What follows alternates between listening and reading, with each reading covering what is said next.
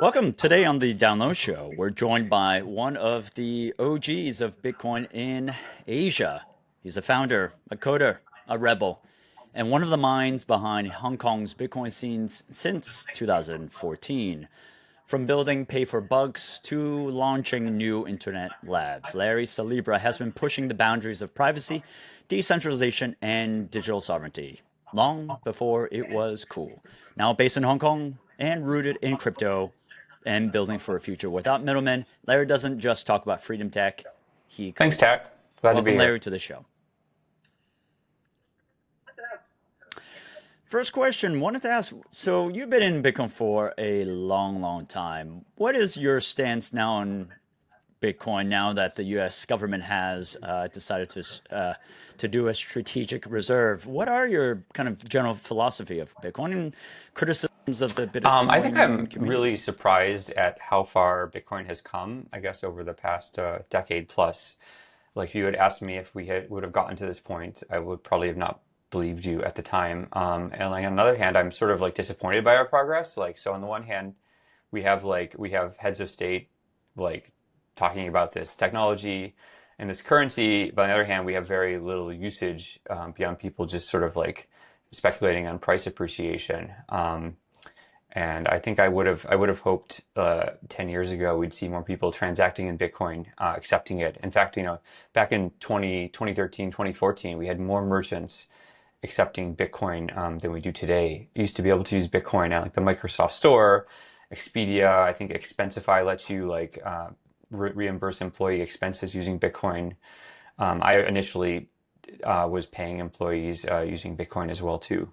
That a lot of that has sort of like fallen off sort of people's plates as they just like hodl and hope the price goes up. Now, bring us back to 2013, 2014. So what happened in Hong Kong? What was that kind of that magic there to bring kind of OGs like you to Hong Kong to Well, build something I was sort in of Hong already Kong? in Hong Kong, but I think that that Hong Kong attracted a certain type of person, like someone that sort of like looks at, okay, where are the sort of like the on the one hand sort of legal loopholes, if you will, but like Hong Kong itself is sort of a giant loophole because of its historical significance and sort of the fact that it was under British rule for a period of time and then came back to be part of China, and so has a special sort of like very low tax, very low regulation legal system, and that sort of like attracted people, right? Because it's very hands off, very laissez-faire, and for a very long period of time, up until the past couple of years, Bitcoin and crypto was sort of totally unregulated here, and that made it very easy for people to do business and to start businesses. And then suddenly, and literally almost everybody came, right? I think, BitMEX, FTX, Binance, they all came all at some point. Is again, was there a special sauce that did you know something interesting was going to happen with all these characters coming together, or was it just really people focus on building I didn't the know that crypto was going to economy? happen. I mean, I think pretty much everybody except for the Coinbase founders were here at one point or another, and um, they started interestingly like I'm one of the early people in the Stacks project, and our lead investors were Union Square Ventures, which also invested in Coinbase very early. I think when Bitcoin was $12.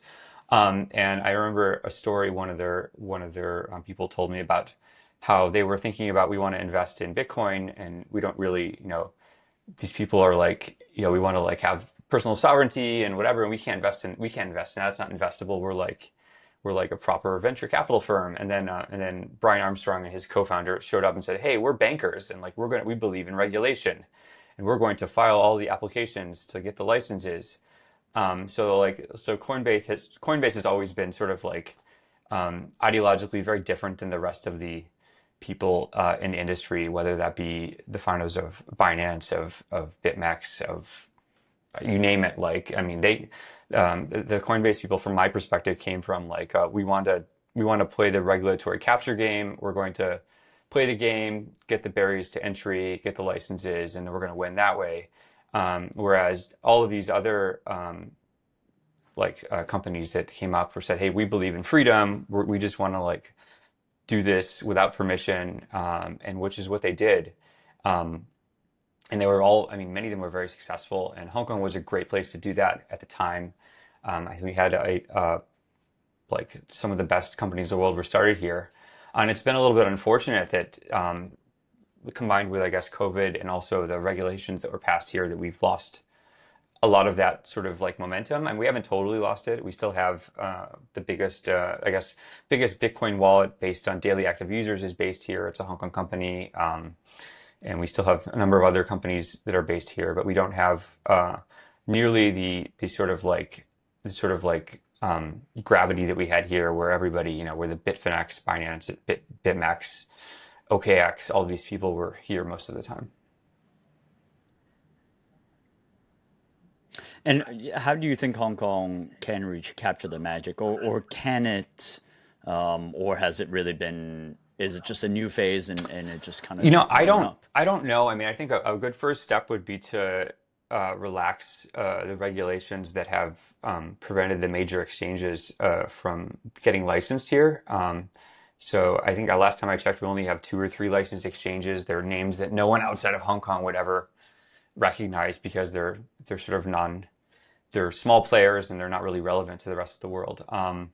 So a good first step would be for the government to reevaluate the licensing regime and to see if they can readjust the balance between, I guess they would see it as protecting retail investors versus easing market entry, and move it back towards easing market entry, because we're not really doing anybody any favors by the current system. Sure, no problem. Noted. Thank you for your time, Larry. Okay. All right.